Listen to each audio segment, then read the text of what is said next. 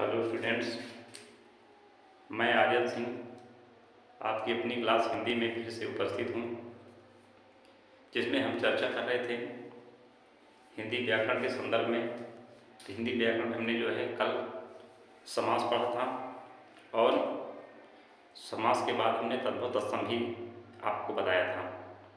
तो समास हो गए, तद्भव तत्सम हो गए। अब आगे जो है बात करनी है हमें कुछ पर्यायवाची हैं, ठीक है ना। तो कुछ इम्पॉर्टेंट पर्यायवाची के बारे में बात करके इसके बाद हम जो है आगे चर्चाएं करेंगे संधि के बारे में, ठीक है ना। तो चलिए अब विलंब ना करके क्लास को स्टार्ट करते हैं, ठीक है। तो चलिए देखते हैं हम सबसे पहले पर्यायवाची। देखिए पर्यायवाची और समानार्थी शब्द जो होते हैं एक ही होते हैं, ठीक है ना। पर्यायवाची और समानार्थी शब्द एक ही होते हैं, बस नाम से भिन्न है। पर्यायवाची या इसको हम समानार्थी भी कह सकते हैं, क्योंकि पूछने के तरीके अलग अलग होते हैं। कभी समानार्थी पूछता है, कभी पर्यायवाची पूछता है, तो आप इसमें कंफ्यूज नहीं होंगे बिल्कुल भी, ठीक है ना, कि समानार्थी क्या है, पर्यायवाची क्या है, ठीक। तो चलिए इसके बारे में जो है हम आज बात करेंगे कि सब पर्यायवाची कौन कौन से आपके जो है सिलेबस में है, कौन कौन से जो है महत्वपूर्ण है, ठीक है ना। क्योंकि ऐसे क्वेश्चन यदि गलत होने लगते हैं तो एक एक नंबर करके आपके बहुत सारे नंबर कट जाते हैं। इसलिए हम किसी चीज़ को जो है ये नहीं समझेंगे कि ये हमारे काम की नहीं है या एक नंबर की है, क्योंकि एक एक नंबर जोड़ करके ही आप जो है 90 प्लस पहुँचते हो, ठीक है ना। तो कोई जो है लापरवाही किए बिना इस क्लास को जो है सभी को देखना है, कोई भी लापरवाही नहीं चलेगी, ठीक है ना। इस बोर्ड के एग्जाम में आपको जो है भर भर के मार्क्स लाना होगा, ठीक है। तो उसके लिए आपको जो है परिश्रम करना होगा और हम आपके साथ जुड़े हुए हैं, आपके साथ लगे हुए हैं परिश्रम करने में। तो आपको ज़रा भी परेशान होने की कोई ज़रूरत नहीं है। तो आइए शुरू करते हैं। पर्यायवाची कौन कौन सी पर्यायवाची इंपॉर्टेंट है, तो सबसे पहले इसमें बता दें थोड़ा पर्यायवाची संदर्भ में, इसके बाद हम जो है इंपॉर्टेंट पर्यायवाची को आगे लेकर बढ़ेंगे। हम इसमें ये कह सकते हैं कि वे शब्द जो लगभग एक दूसरे के समान अर्थ देते हैं। अब पर्यायवाची कहते किसको हैं, तो कह सकते हैं कि वे शब्द जो लगभग एक दूसरे के समान अर्थ देते हैं, एक दूसरे के समान अर्थ देते हैं,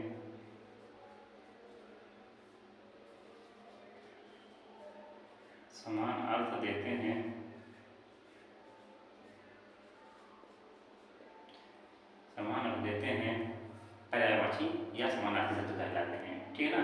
समानार्थी समझ गए, यानी समानार्थी या पर्यायवाची शब्द वे शब्द होते हैं जो लगभग एक दूसरे के समान अर्थ देते हैं, ठीक है ना।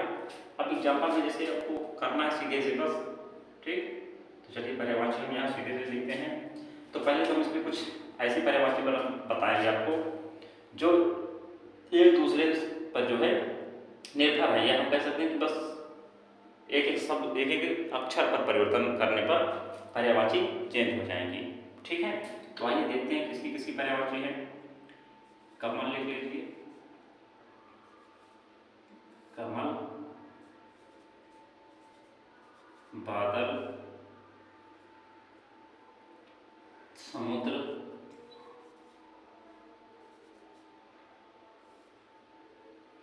कमल, बादल और समुद्र, ठीक है ना। तो और पानी लिख लीजिए, है ना, पानी की,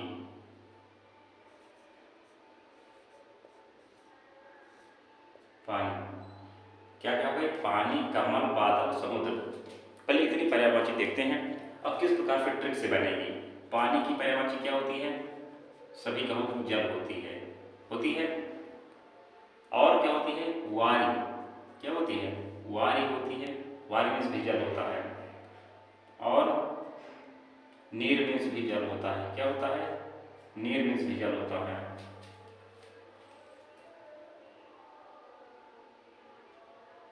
ना। और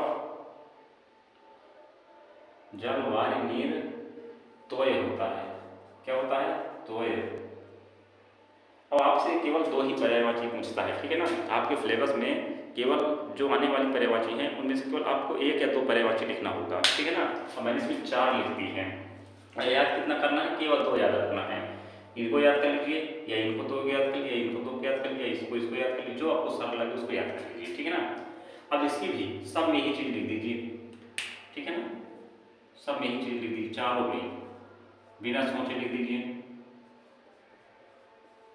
आप कहेंगे कि ये कैसे है, तभी बता रहे हैं, ठीक है कैसे है।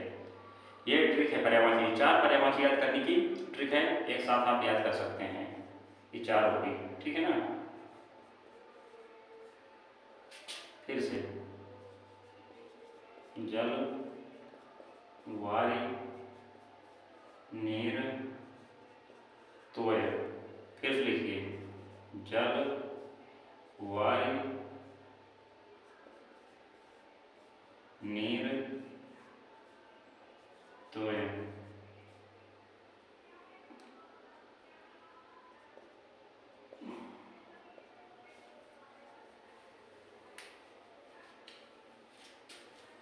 ठीक है, तो चलिए इसमें देखते हैं। जल में क्या लगाने से, अगर हम कमल की पर्यायवाची याद कर रहे हैं तो इसमें आपको सिर्फ सभी में जा जोड़ देंगे तो कमल की पर्यायवाची बन जाएगी, ठीक है ना। इसमें जा जोड़ दीजिए, ये हो गया। इसमें भी जा जोड़ दीजिए, ये हो गया। इसमें भी जा जोड़ दीजिए, ये बन गई। इसमें भी जा जोड़ दीजिए, ये हो गई, ठीक है ना। और भी पर्यायवाची पंकज हो जाएगी, है ना, अरविंद हो जाएगी, और सारी पर्यायवाची होती है। लेकिन हाँ आपको कल 2-2 याद करना है, तो 2-2 में यहाँ बता दे रहा हूँ, 3-3, 4-4, तो आपको केवल 2 ही याद रखना है, ठीक है ना। ज़्यादा नहीं याद करना आपको, बोझा, ठीक है। अब इसमें अगर बादल की बनाना है तो इसमें हमें दा जोड़ना पड़ेगा। क्या जोड़ना पड़ेगा, दा जोड़ दीजिए। जलद, वारिद, नीरद, अतोयद, याद कर लीजिए इनको। फिर जल में याद करेंगे तो समुद्र की, किसकी याद करना है, समुद्र की। तो इनमें सब में धी जोड़ दीजिए। क्या जोड़ दीजिए, धी। जलधि, वारिधि, नीरधि, अतोयधि, ये लीजिए, बन गई पर्यायवाची। तब याद हो जाएंगी। चलिए हम यहाँ पे काम कर दे रहे हैं, ये लीजिए, यहाँ की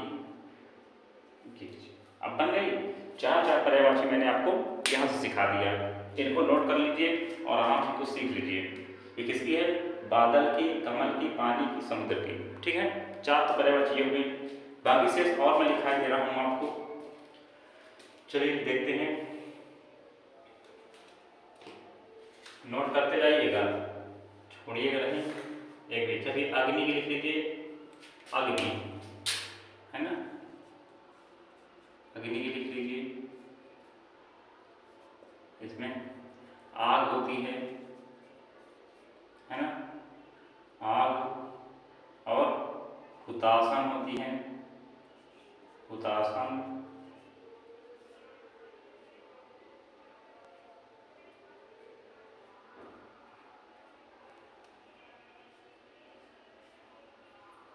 आग, अग्नि, हुतासन। पावक क्या होती है, पावक, अनल, अनल, कृषाण,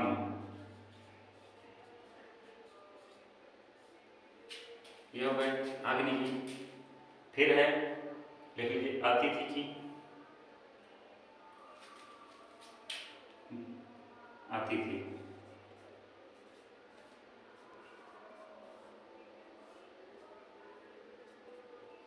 लिख लीजिए, अतिथि लिखिए, मेहमान, मेहमान, आगंतुक, आगंतुक, पाहुन,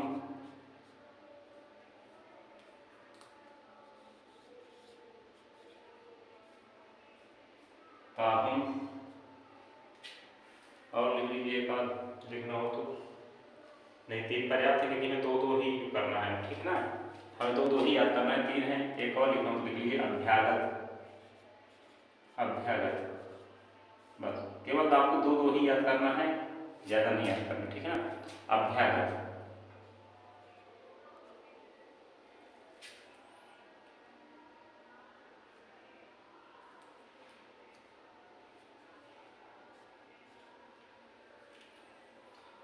और लिख लीजिए।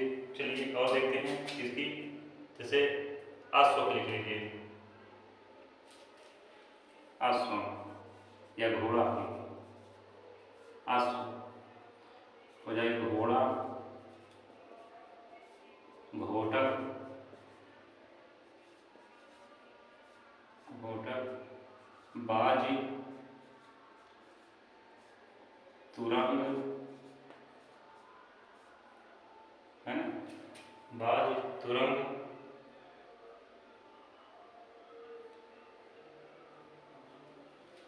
हायर भी होती है। क्या होती है? हायर।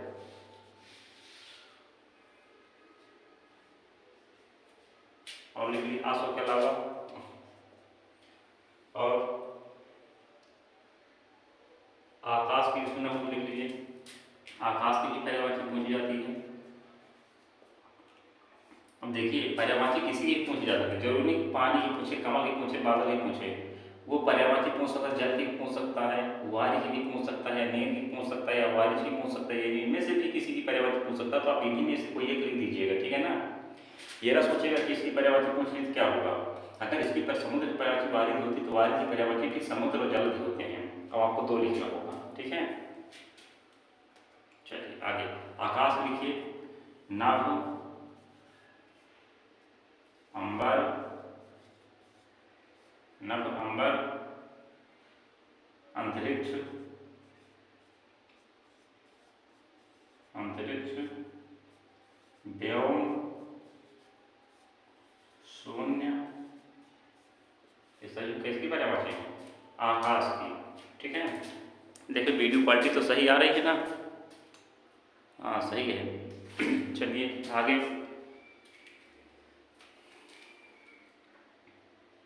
ईश्वर की पर्यायवाची लिख लीजिए, ईश्वर लिख लीजिए, ईश्वर क्या लिखेंगे? प्रभु, भगवान,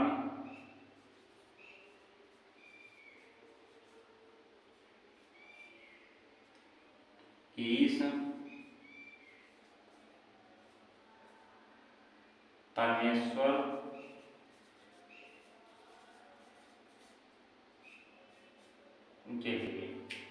इतनी हो गई। अब इनको एक बार नोट कर लीजिए, मैं और लिखा रहा हूँ ऊपर से, ठीक है।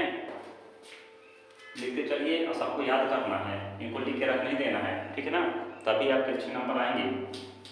कुछ ना कुछ तो संघर्ष करना होगा, बस इनको एक बार दो बार आप वीडियो देख लेंगे, याद हो जाएंगे। नहीं भी नोट करते तो कोई ज़्यादा दिक्कत नहीं होने वाली है। इनको आप अगर इस तरह जो है दोहराते चलेंगे, कम से कम दो बार तीन बार एक वीडियो देख लेंगे, ये आराम से रट जाएंगे। अभी आपकी परीक्षा में समय काफ़ी शेष है, ठीक है, इसलिए आपको जो है काफ़ी इसका प्रॉफिट मिलेगा। आगे देखते चलिए,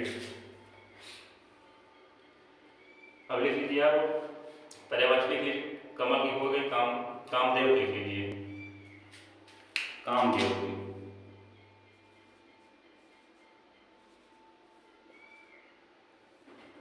कामदेव क्या लिख सकते हैं? मनोज, मनोज, अनंग, मनोज हो गई, अनंग हो गई, और लिख लीजिए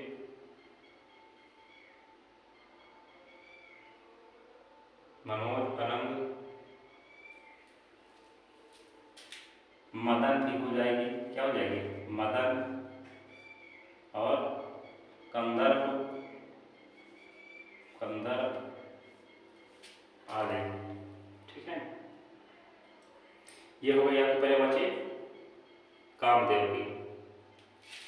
अब आप लिख सकते हैं किरण की, किरण, किरण की हो जाएगी अंशु, रश्मि, मरीचिका, मरीचिका, ये हो गई।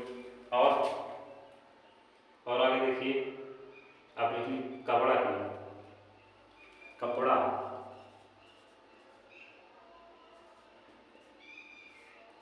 कपड़ा, पट, वस्त्र, वसन,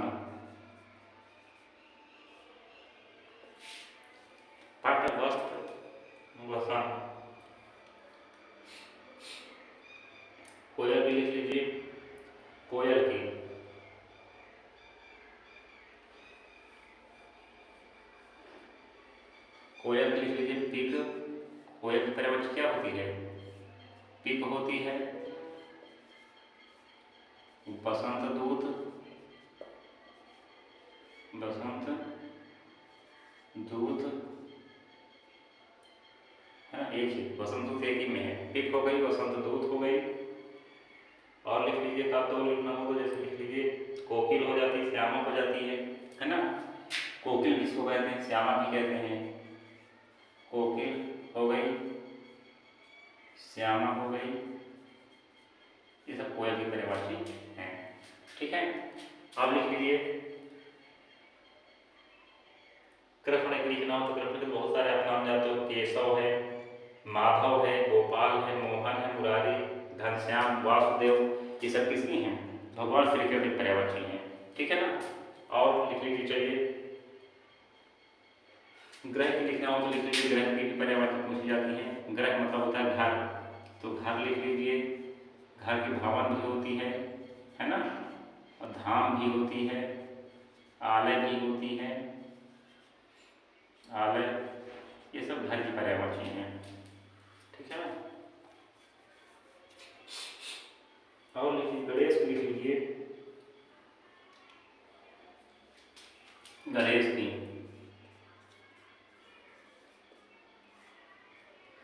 गजानन हो जाती है, गजानन, लंबोदर, एकदंत, एकदंत, एकदंत हो गई।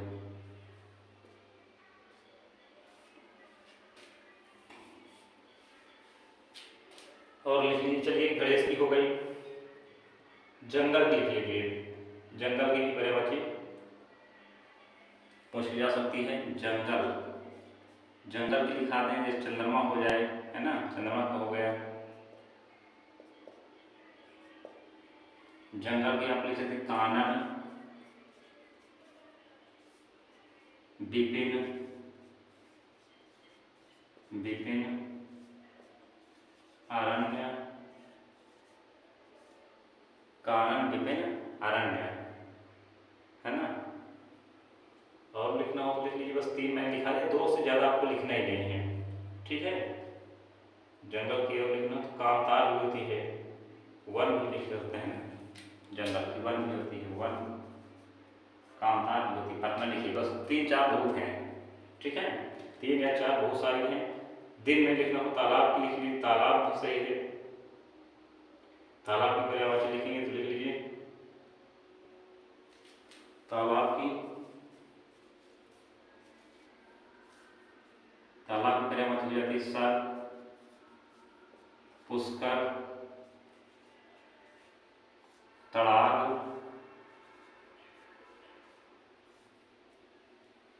तड़ाग, जलाशय भी कह सकते हैं, है ना। जलाशय भी तो होता है तालाब की पर्यायवाची, जलाशय हो गया। चलिए इनको भी नोट कर लीजिए, नोट करिए तो मैं मिटाऊंगा आगे।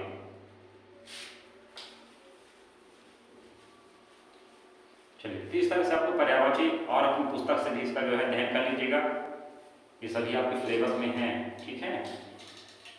चलिए अब हम मिटाते हैं। अब आज हम जो चर्चा करने वाले हैं वो संधियों की चर्चा करेंगे। ठीक है। ज़्यादा से ज़्यादा सिलेबस एक वीडियो में खींचने का प्रयास कर रहे हैं। तो चलिए इसी वीडियो में जो है लेक्चर नंबर 20 में ही हम बात करें संधि की। ठीक है ना। संधि, संधि भी जरूर देखिए, संधि का पर्यायवाची हम इसी में कराए दे रहे हैं। ठीक है ना। तो संधि को सभी लोग समझना है। संधि के 3 मुख्य प्रकार होते हैं। कितने होते हैं? ये 3 प्रकार की होती है संधियाँ। एक होती है स्वर संधि, एक होती है व्यंजन संधि, एक होती है विसर्ग संधि। स्वर संधि,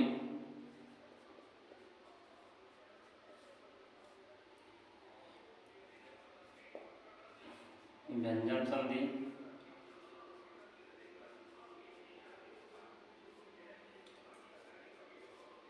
इधर विसर्ग संधि। विसर्ग संधि, ये संधि तीन मुख्य प्रकार हो गए, ठीक है ना। पहला है स्वर संधि, दूसरा व्यंजन संधि, तीसरा है विसर्ग संधि। तो अब आपको जो आपके सिलेबस में है वो है केवल स्वर संधि। क्या है? स्वर संधि। स्वर संधि कितनी प्रकार की होती हैं? कि 5 प्रकार की होती हैं, ठीक है। कितने प्रकार की होती हैं? 5 प्रकार की। 1 2 3 4 5, ये 5 प्रकार की आपकी स्वर संधियां हैं और हमें इन्हीं का अध्ययन करना है क्योंकि आपके सिलेबस में केवल स्वर संधियां ही हैं, ठीक है। तो चलिए इसको नोट्स बनाते हैं। स्वर संधि में कौन कौन सी संधि पहले आती हैं? सबसे पहले आएगी आपकी दीर्घ संधि। क्या आएगी? दीर्घ संधि। फिर आ जाएगी गुण संधि।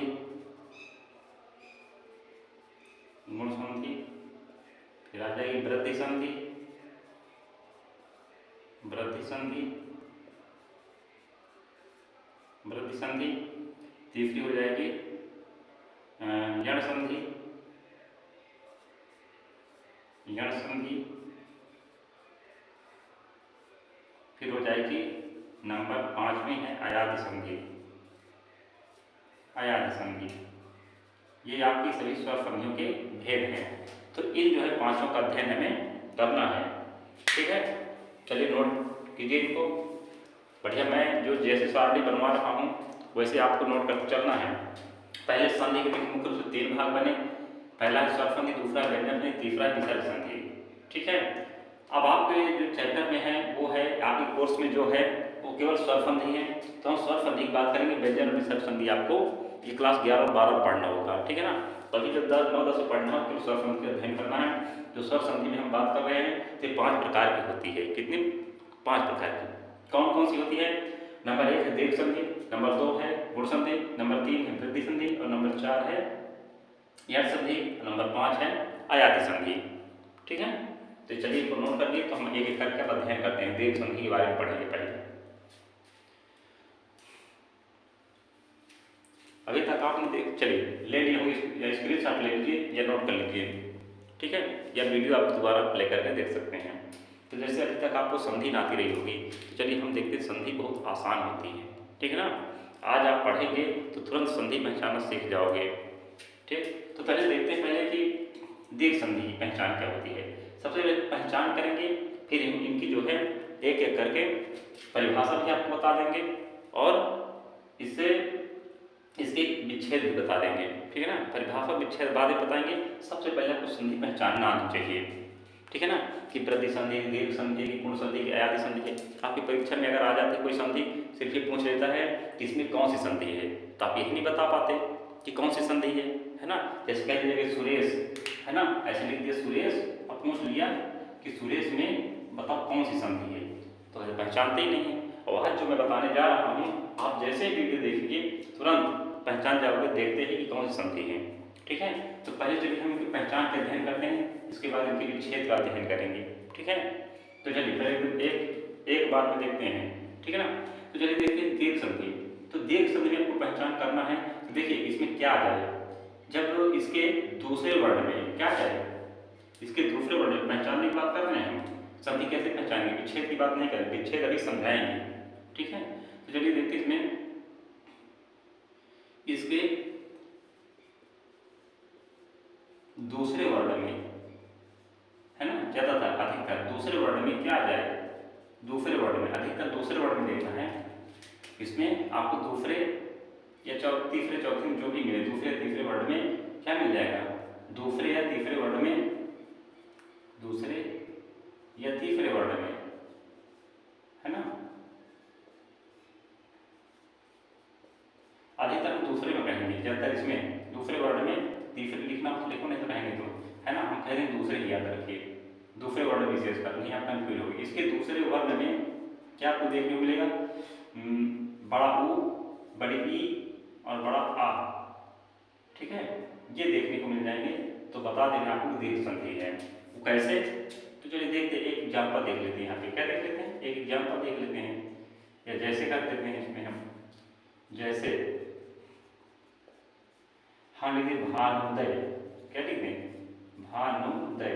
दूसरा वर्ड देखिए पड़ा हुआ है, दूसरा वर्ड कैसा है, हमने कहा इसके दूसरे वर्ण में, इसके दूसरे वर्ण में क्या आ जाए,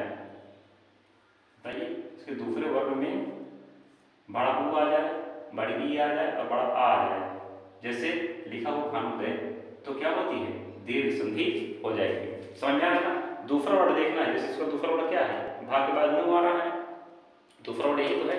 दूसरा वर्ड कैसा है, बड़ा ऊ का है, मतलब कैसी संधि है, पहले वो दीर्घ संधि है। तो दीर्घ संधि में या तो ये बड़ा होगा, जैसे आ जाए हिमालय, भानुदय के अलावा आप लिख सकते हो जैसे हिमालय का। तो अब इसका बताइए दूसरा वर्ण क्या है, बड़ा है कि नहीं है। माँ को देखिए दूसरा वर्ण है नंबर 1, 2। ये पहला वर्ण, वर्ण मतलब अक्षर की बात कर रहा हूँ मैं, ठीक है ना। वर्ण मतलब क्या होता है, अक्षर।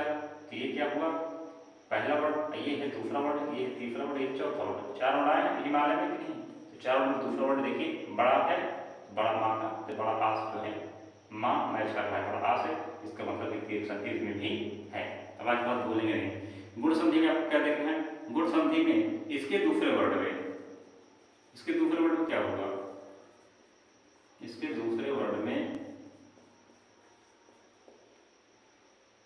एक मात्रा लगी हुई, क्या लगी हुई, एक मात्रा, या तो ए आएगा या तो ओ आएगा, ये दोनों में से कोई एक आएगा, तो आपको समझना कि गुण संधि होगी। जैसे कह दिया जाए महेश, क्या कह दिया जाए, जैसे में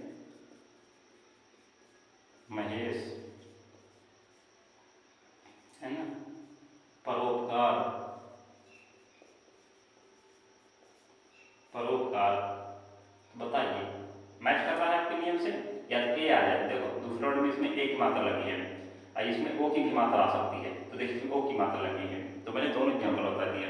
तो वृद्धि संधि में कैसे पहचानोगे, वृद्धि संधि में 2 मात्राएं लगी होंगी, इसके दूसरे वर्ड पर क्या लगा होगा, इसके दूसरे वर्ड में, इसके दूसरे वर्ड में आय लगा होगा या तो औ लगा होगा, क्या लगा होगा, औ। ये 2 वर्ड में से कोई एक लगा होगा। आय आ सकता है या औ आ सकता है। जैसे आप कह सकते हैं, जैसे एक लिख दिया जाए तो इसमें आप क्या कह सकते हो, कौन सी संधि है, तब तो निश्चित रूप से प्रतिसंधि है। पूछे क्यों प्रतिसंधि, तो आप कह सर है प्रतिसंधि। भाई हम पूछे कि प्रतिसंधि कैसे है, तो हमने यहाँ रूल लिखा है ना, या तो इसमें आय आएगा, कहाँ पे, दूसरे वर्ण पे, या तो औ आएगा। तो क्या आ गया एक में, दूसरे वर्ण पे आय की मात्रा आ गई, मतलब कि ये प्रतिसंधि है।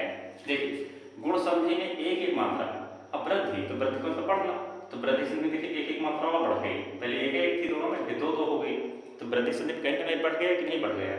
हाँ, तो आगे देखिए और हम एक एग्जाम्पल, महाऔषध, क्या हो गया, महाऔषध हो गया। तो देखिए इसमें ई की मात्रा है, तो ये औषध मैच कर रही है, तो मतलब अगर हम पूछें और किसी भी शब्द में अगर ये 2 मात्राएं दिख जाए, दोनों में से कोई एक, तो समझ लीजिए कि वृद्धि संधि है। इन दोनों में कोई मात्रा दिख जाए दूसरे वर्ड में, दूसरे अक्षर में, तो समझ लेना है आपको कि गुण संधि है। और अगर बड़ा ऊ, बड़ी ई और बड़ा आ की मात्रा मिले, तो आपको समझना होगा कि यहाँ पे दीर्घ संधि है। अब यण संधि की पहचान करिए। यण संधि कैसे पहचानोगे, तो यण संधि में आपको इसमें या और वा मिलेगा, क्या मिलेगा, यहाँ पर, यहाँ या और वा में, या और वा में कोई आधा अक्षर, कोई आधा वर्ण जरूर लगा होता है, वर्ण जरूर लगा होता है।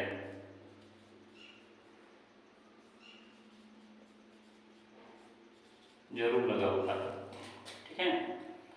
तो इसमें जो है बता देंगे आप कि दूसरा वर्ण कैसे, जैसे हम अगर लिख रहे हैं तो कैसे लिख देंगे, जैसे इत्यादि,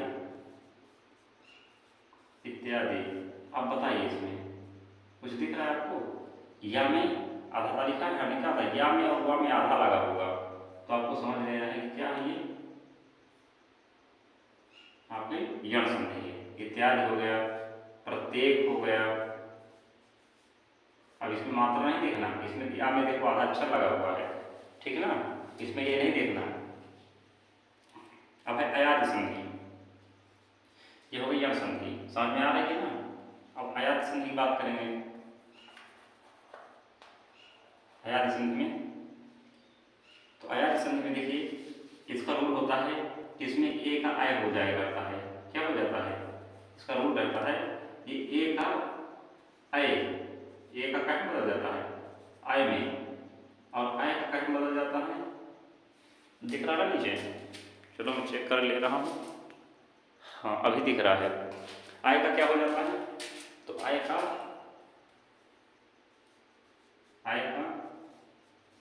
आय बन जाता है। ठीक है, आगे देखते हैं। आय का आय बन जाता है। ओ का क्या बन जाता है?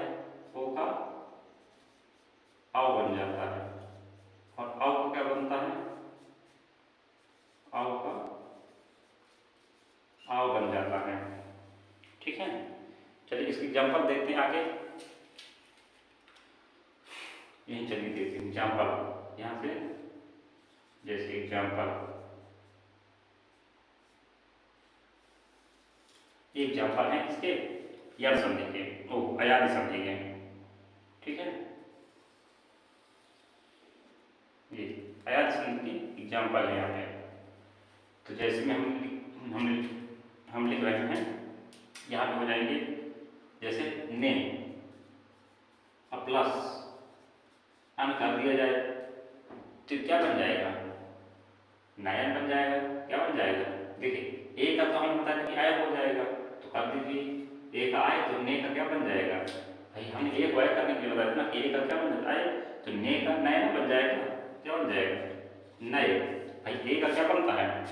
ए का आय। तो भाई इसमें एक मात्रा है ना, तो ने है, तो ने का क्या बन जाएगा? नय। अब आना लिखा हुआ है, तो ने और आ मिलाकर, ए और ए मिलाकर क्या बन गया? नय। पूरा क्या बन गया? ने और आ मिलाकर नय बन गया। ये ना शेष रह गया, इसको आप इस नाम को पीछे ऐसे जोड़ दीजिएगा।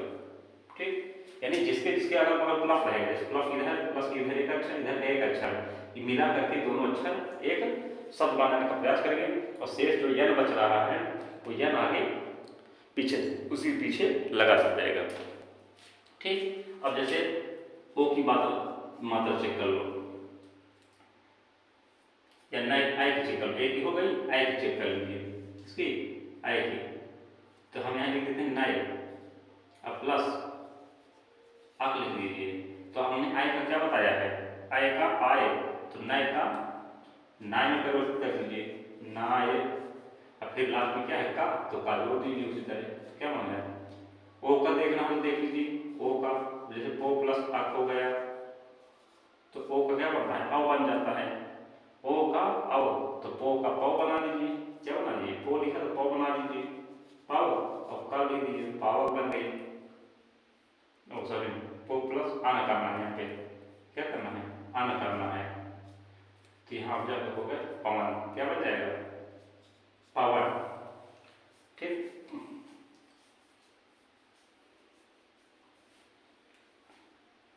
जैसे औ का क्या बोलते हैं? औ का आव बन जाता है, तो पौ जो कर दिया जाए, इसी को क्या कर दिया जाए? इसी को पो के बाद पौ कर दिया जाए, जैसे पौ प्लस अक, तो क्या बन जाएगी? आओ को आओ, तो पौ को पाओ, क्या बना दो? पाव। लास्ट में का जो है तो का बन गया पाव। तो ये संधियाँ यहाँ से आपकी खत्म हो गई। इनके एग्जाम्पल ही मैंने बता दिए हैं, है ना?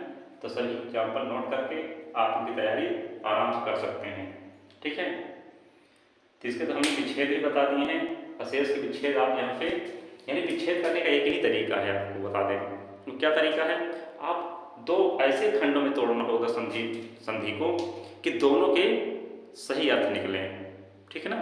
अब विच्छेद करने में कोई दिक्कत, जैसे यहाँ हिमालय लिखा हुआ है, क्या लिखा है? हिमालय। तो हिमालय में हिम निकाल लो और प्लस आलय निकाल लो। तो देख, हिम और आलय दो शब्द हो गए कि नहीं हो गए? तो हिम का अर्थ होता है बर्फ और आलय का मतलब होता है घर। तो दोनों का अर्थ निकला नहीं निकला? जब संधि आप करेंगे, यानी जब संधि विच्छेद करेंगे, तो निश्चित रूप से दोनों पदों के अर्थ निकलेंगे। अगर दोनों पदों के अर्थ नहीं निकल रहे हैं तो इसका मतलब कहीं ना कहीं आपकी संधि गलत है।